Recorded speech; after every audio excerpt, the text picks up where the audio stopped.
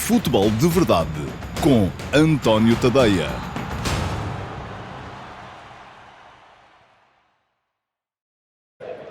Olá a todos e sejam muito bem-vindos ao Futebol de Verdade Flash para o Portugal 3, Eslováquia 2. Ainda estou aqui no meio da penumbra da música ambiente e dos cânticos dos adeptos no Estádio do Dragão, onde decorreu a partida que permitiu à Seleção Nacional selar o apuramento para a fase final do Campeonato da Europa de 2024. Portugal fez-lo a 3 jogos do final desta fase de qualificação, com uma vitória por 3-2, numa partida que podia ter sido muito fácil, tão superior foi a equipa nacional durante a primeira parte, mas que acabou por se complicar num segundo tempo em que a seleção acusou a soma de uma série de fatores e permitiu a reentrada dos adversários na partida. Foi a vantagem de 2 golos, trazida dos primeiros 45 minutos, foi a falsa sensação de segurança que a superioridade flagrante da primeira parte pode ter provocado, foi a chuva diluviana a desligar a equipa, foi a modificação do comportamento do adversário em pressão, a mostrar as dificuldades que a Seleção Nacional já tinha tido a início de construção em Bratislava, e foram, por fim,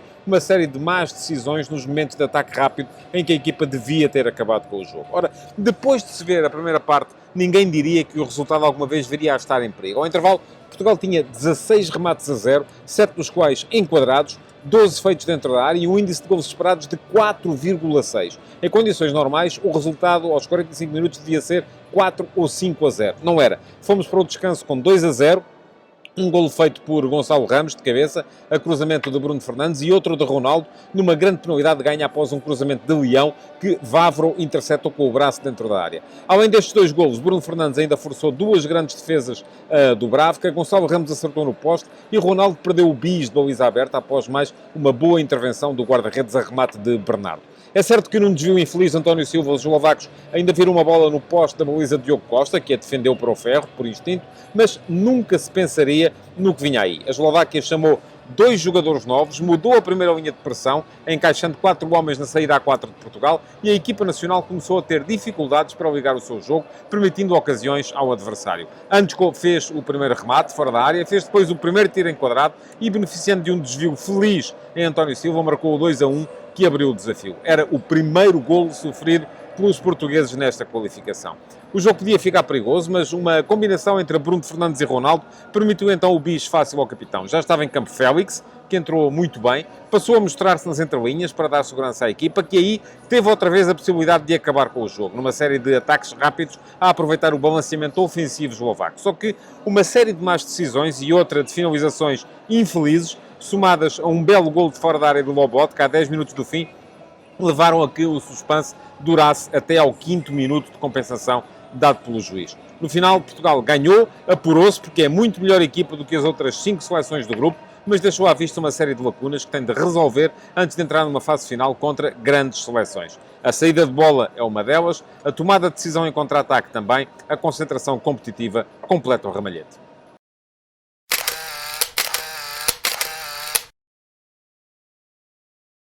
Ora, vamos então à fotografia tática para este jogo. Portugal apareceu com uma espécie de misto entre o 11 de Bratislava, onde trocou apenas Vitinha por Gonçalo Ramos, e o sistema tático que tinha utilizado na partida contra o Luxemburgo, nas últimas 2 partidas da Seleção Nacional. Diogo Costa foi o guarda-redes, Cancelo, Rubem Dias, António Silva e Dalot, os 4 da linha defensiva. No meio-campo estavam Palhinha e Bruno Fernandes, com Bernardo Silva a jogar a partir da direita, Rafael Leão na esquerda e Gonçalo Ramos nas costas de Cristiano Ronaldo. Isto era, pelo menos, a maneira como a equipa aparecia disposta em campo. Depois havia aqui uma série de nuances, nomeadamente, no ponto de vista defensivo, a equipa de Portugal muitas vezes se colocou em 4-3-3, encostando Palhinha ao lado esquerdo, colocando Bruno Fernandes no corredor mais central e baixando um pouco Bernardo Silva, de maneira a que na frente pudesse ter Ronaldo aberto na direita, Leão aberto na esquerda e Gonçalo Ramos na posição de ponta de lança. Para quê? De maneira a facilitar a transição ofensiva e o ataque à profundidade nas costas da equipa eslovaca, caso viesse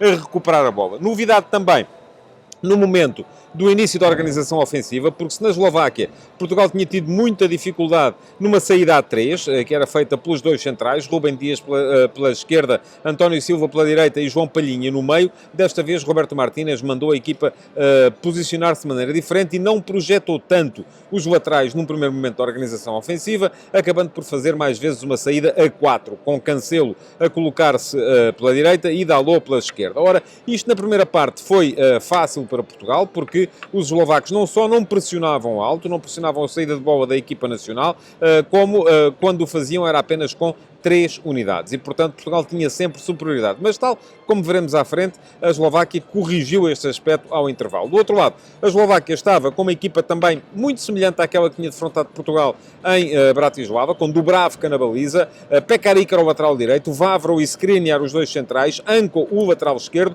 meio campo com Lobotka pelo meio, Kucka e Duda, os dois médios interiores, ambos a jogarem muito por dentro, para fechar o corredor central, até porque Schranz, o extremo direito, e a Mack, o extremo esquerdo, baixavam com muita frequência para fazerem linha de 5 na zona do meio campo, deixando o boavisteiro Bozenic sozinho na frente. Bloco muito mais baixo do que na partida de Bratislava, tal como já vos disse, e, portanto, mais facilidades para Portugal poder organizar-se em termos ofensivos. Isto mudou ao intervalo, e mudou porquê? Mudou porque o selecionador eslovaco fez duas trocas. Trocou Mack por Suslov, e aí nada de novo, porque foi extremo por extremo, e trocou Kucka por Benes. E Benes, que foi jogar para a zona do meio campo, acabou por se juntar aos 3 da frente no momento de pressão, no momento em que a Eslováquia tentava impedir Portugal de sair. Isto veio a criar muitas dificuldades, isto somado à subida do bloco eslovaco, veio a criar muitas dificuldades ao início da organização de Portugal. Também é verdade que somado à chuva, porque o jogo estava mais complicado, era difícil dominar a bola, o relvado estava complicado, escorregadio, empapado também, muito rápido porque chovia, outras vezes a bola travava, portanto, algumas dificuldades. Portugal passou a não conseguir ligar tão bem o seu jogo e passou a ter esse tipo de dificuldades na forma de lidar com a pressão do adversário. Impunha-se alguma troca e foi isso que fez a Roberto Martínez ao minuto 65, quando trocou Rafael Leão por João Félix. Félix entrou muito bem na partida, veio colocar-se nas entrelinhas, veio servir de referência mais segura de entrada de Portugal no meio-campo ofensivo, e Portugal melhorou a partir desse momento. Ao mesmo tempo, a Eslováquia trocava Bozenic por Polievka, mas aí sem grandes alterações, foi ponta de lança por ponta de lança também. Até ao final, ainda a Eslováquia substituiu Pekaric por Tomic, também defesa direito por defesa direito, e Portugal, quando viu o jogo de novo em perigo, com o 3-2, operou então mais 3 alterações. Trocou Palhinha por Rubem Neves, para dar alguma segurança no meio. Trocou Bernardo Silva por Otávio, adiantando Bruno Fernandes para a zona direita do ataque e colocando Otávio a jogar próximo de Rubem Neves para dar mais solidez e mais energia à zona do meio campo. E trocou Gonçalo Ramos, mais apagado na segunda parte, por Jota, que ainda teve 3 situações em que podia ter sentenciado o jogo e feito o 4-2, não conseguiu, aqui por infelicidade na finalização. De qualquer modo, foi um jogo em que do qual Portugal retira alguns ensinamentos, nomeadamente que precisa de trabalhar bastante a saída de bola perante equipas que pressionem com pelo menos tantas unidades como aquelas que Portugal utiliza para fazer essa saída.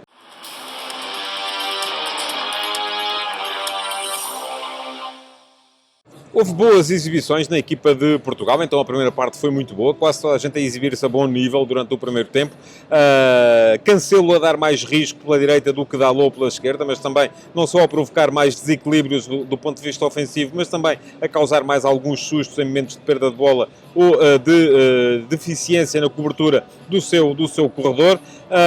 Bem Gonçalo Ramos na primeira parte, na segunda já não tanto. Leão a acelerar sempre o jogo pelo seu corredor e a ganhar algumas situações de 1 para 1 que causaram perigo na extrema defensiva da equipa eslovaca, mas parece-me que é impossível sair deste jogo sem destacar, acima de todos, o papel de 2 jogadores, Bruno Fernandes e Cristiano Ronaldo. Cristiano fez 2 golos, é verdade que um foi de penalti, mas acabou por fazer também o segundo, fácil daqueles de empurrar, acabou por ser importante na forma como segurou a equipa com a sua experiência, com a capacidade que teve para segurar a bola. Ainda assim foi um oásis em termos de capacidade de decisão no ataque de Portugal, no momento em que quase toda a gente decidia mal durante a segunda parte. E Bruno Fernandes, que está nas duas assistências e que está em muitas outras situações de golo iminente durante a maior parte da partida. Entraram bem na segunda parte João Félix e Diogo Jota, foram importantes também no safanão que a equipa deu no jogo em dois momentos difíceis, a seguir aos dois golos da Eslováquia,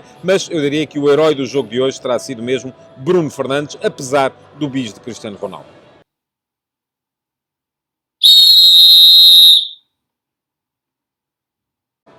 A arbitragem do grego Tassos Sidiropoulos foi tão descomplicada que quase nem valia a pena falar aqui dela neste Futebol de Verdade de Flash. Não teve decisões complicadas, a grande penalidade assinalada por mão de Vavro é evidente e foi assinalada e depois confirmada pelo VAR, da mesma forma que esteve bem no momento da validação do terceiro golo de Portugal, porque Cristiano Ronaldo está em posição regular. Tentou quase sempre julgar bem as simulações, não assinalando falta por tudo e por nada e distinguindo bem momentos faltosos de momentos em que houve apenas a vontade dos jogadores aproveitarem a proximidade dos adversários para se deixarem cair. Só fiquei com dúvidas, não na falta, mas sobretudo no cartão amarelo mostrado a palhinha, num carrinho em que o jogador português joga a bola. Talvez pudesse ter passado sem a amostragem desse cartão nesse momento. De resto, boa a arbitragem do grego Sidiropoulos. Futebol de Verdade, de segunda a sexta-feira, às 12h30.